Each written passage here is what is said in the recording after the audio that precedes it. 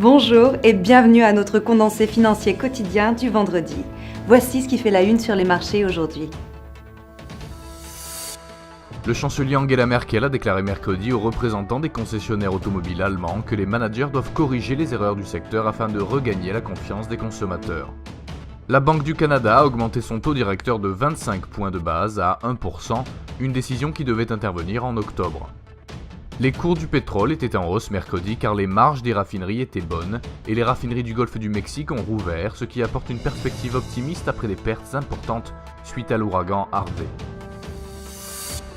La paire livre-dollar progresse à la hausse, supportée graduellement par le ROC et l'Average Directional Index. La paire dollarienne commence à baisser à un rythme soutenu même si la stochastique entre dans les zones de survente, faible volatilité attendue.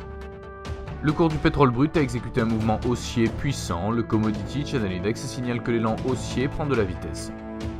Le cours de l'or montre un élan haussier, le RSI donne un signal haussier, le CCI indique un élan haussier grandissant.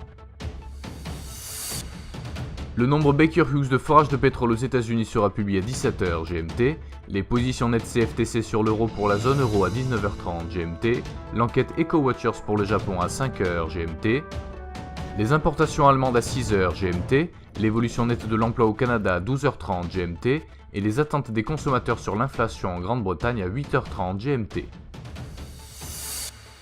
Nous espérons que vous avez apprécié nos perspectives marché de ce vendredi. Nous vous souhaitons de la part de toute l'équipe une journée productive sur les marchés.